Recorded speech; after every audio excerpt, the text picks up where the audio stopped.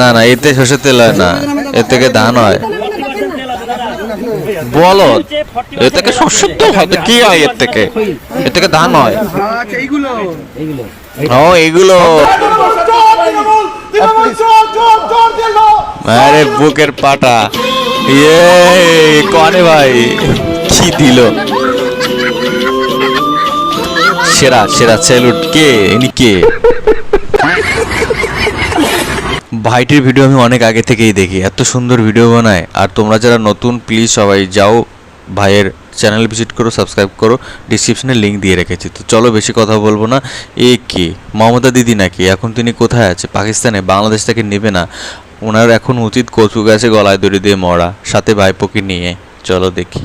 তোমাদের সরকার থাকবে না, নিজের গদি নাই। সেদিন কোথায় পালাবে? এখন ঠিক করে জায়গা রেখে দাও। তুমি কোথায় যাবে? এই লাইট নিয়ে খুঁজতে হবে তোমাকে। কোথায় যাবে তুমি? পাকিস্তানে?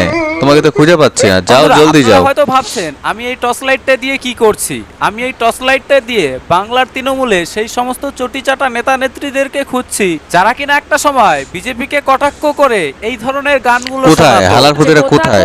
খুঁজেছি তোমায়, তুমি যা লাগাও। তখন তোমার দেখা নাই রে, তোমার দেখা নাই। আর আজকে এনাদের অবস্থা দেখুন। বাংলার সাধারণ মানুষ নিয়ে, কেউ বা হেরিকেন হাতে নিয়ে এনাদেরকে দেখি না তো তারে, আর তবুও এনাদের খুঁজে পাওয়া যাচ্ছে না। কোথায় বাড়া?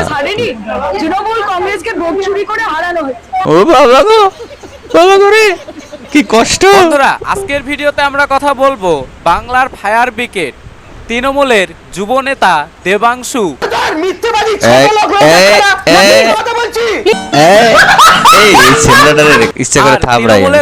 গলা ফাটানো সায়নিধিকে নিয়ে।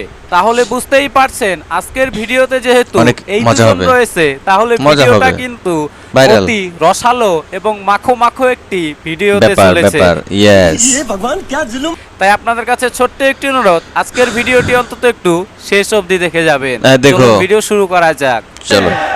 শুনুন, তৃণমূল কংগ্রেস কিন্তু হাঁটতে শেখেনি। তৃণমূল কংগ্রেসের ডিকশনারি অভিধানে, মমতা ব্যানার্জির ডিকশনারি, মমতা ব্যানার্জির অভিধানে হার শব্দটা নেই, শুধু জিত শব্দটা আছে। 2026 নির্বাচনে তৃণমূল কংগ্রেস 100টা সিটি টাচ করতে পারলো না। তাহলে এটাকে আমরা কি বলবো? নাকি বলবো বাংলার সাধারণ মানুষ তৃণমূল কংগ্রেসকে লাটে উঠিয়ে দিয়েছে? বেশি পাইছে। ডিকশনারিতে তো আবার 8টা হইলে হতো, 8-10টা।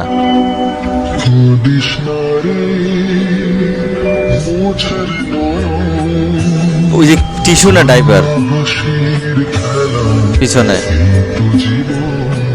আর আমার নেত্রী কালীঘাটের টালির চালে সাদা শাড়ি আর হাওয়াই চটি পরে 3 বারের মুখ্যমন্ত্রী হয়ে 15 লাখ টাকা অ্যাকাউন্টে পড়ে থাকে। আপনি একদম ঠিক ধরেছেন। তবে আপনার এই ঠিক ধরার মধ্যেও আরো কিছু ধরতে হবে। আপনার দিদি, মানে আমাদের মমতা দিদা, হাওয়াই চটি পরে থাকলেও সাদা শাড়ি পরে টালির চালের নিচে যতই বসে থাকুক না কেন, তার যে বিধায়কেরা রয়েছে, তার যে নেতা খেতারা রয়েছে, তাদের বাড়ি দেখলে মনে হয় এক একটা রিসর্ট। তৃণমূল বিধায়কের বিশাল বাড়ি, বিশাল প্রাসাদ, একাধিক লন রয়েছে, বাগানে রয়েছে, জানতো নাকি? মূর্তি রয়েছে। ও মূর্তি আন্দোলনে আসল মনে হয় ভাই থাকতে পারে। টিএমসি বলে কথা, সব পারে না। একদম ভুল হবে না। মেরা জানতো মানুষকে মেরে ফেলতে পারে। বাড়ি না প্রাসাদ না রিসর্ট, সেটা অনেকে দেখেই প্রশ্ন করতে শুরু করেছে। না এটাও কারবার।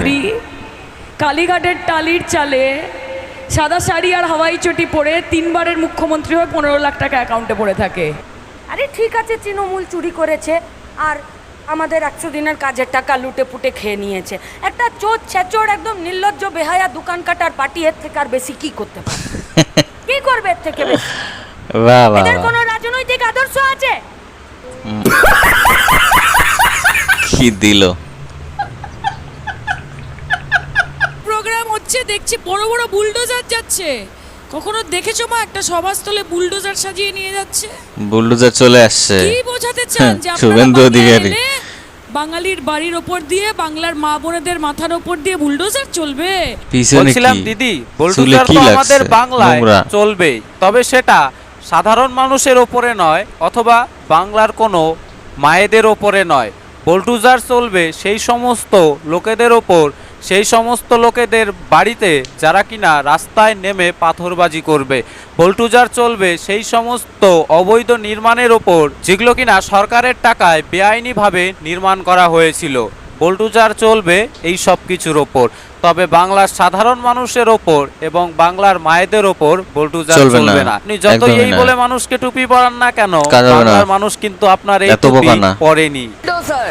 বুলডোজারের চাহিদা বাড়ছে বাংলায়, বিশ্বাস করুন এটা সত্যি, অবিশ্বাস্য হলেও সত্যি।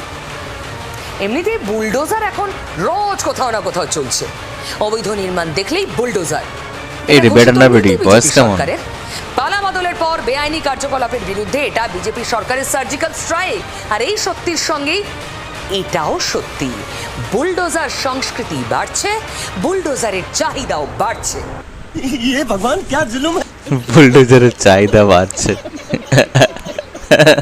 আসলে বিষয় একটাই যে বাঘের পেছনে দাঁড়ালে বাঘের বাচ্চা হবে, আর গাধার পেছনে দাঁড়ালে গাধার বাচ্চা হবে। তোমার পিছনে দাঁড়ালে কি হবে? আমাদের নেত্রীর নাম মমতা ব্যানার্জি, বাঘের বাচ্চা, তার পেছনে বাঘ না আমরা বিড়াল, সবাই দাঁড়িয়ে তোর আছি। হচ্ছে এখানে কি আপনি বলে বাঘের কথা বলছেন, বন বিড়াল। বাঘের সাথে নিজেদের দলের নেতা নেত্রীদের তুলনা করছেন।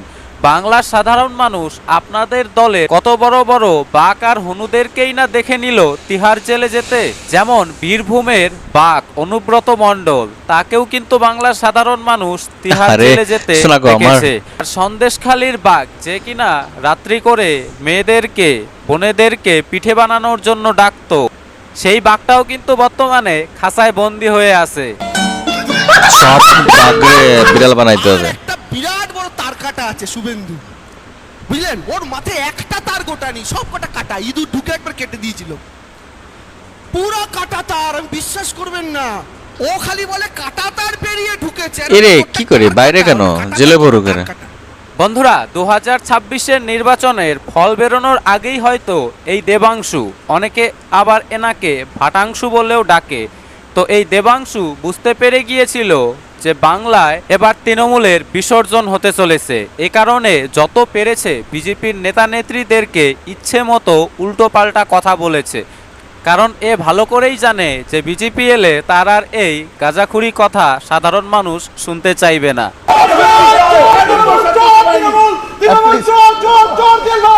আরে বুকের পাটা, ইয়ে কনে ভাই কি দিল, সেরা সেরা স্যালুট। কে ইনি? কে সেরা ভাই? সত্য কথা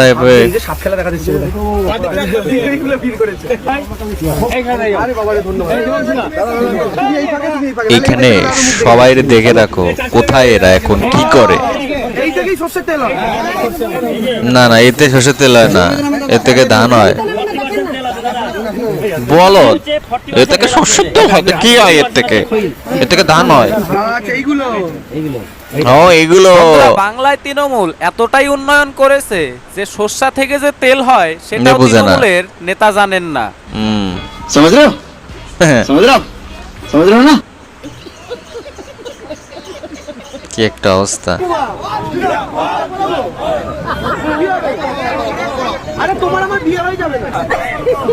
বাবা বিয়ে করে নে, করে নে। দেবাংশু এখানে ভোট প্রচার করতে গিয়েছিল নাকি মালা বদল করতে গিয়েছিল? আপনাদের মধ্যে কারো জানা থাকলে অবশ্যই কমেন্ট করে। ওই মহিলা অভিশাপ দিছে, আমার ঘরে স্বামী থাকতে তুই আমার মালা পরাইছিস, আমার মালা আমার স্বামী আমারে পরাবে, তুই কেন পরালি? এই জন্য হারিয়ে গেছে। আমরা হাট্টিমা টিম করেছি। আচ্ছা, কল্পনা করুন সেই হাট্টিমা টিম তারা বড় হয়ে গেছে, তাদের রোল চেঞ্জ হয়ে গেছে।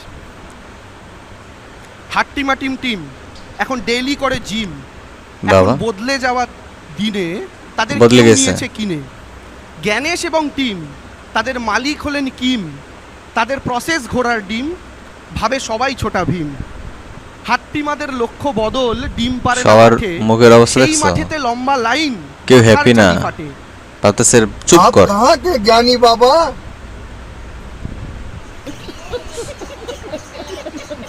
জ্ঞান দেয় খালি সবাই রে।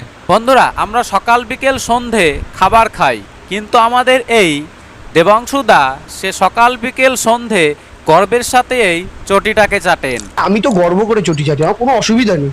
বাংলার চটির অসাধারণ সাদা বাংলার চটি না, পিসির চটি শুধুমাত্র, হাওয়াই চপ্পল।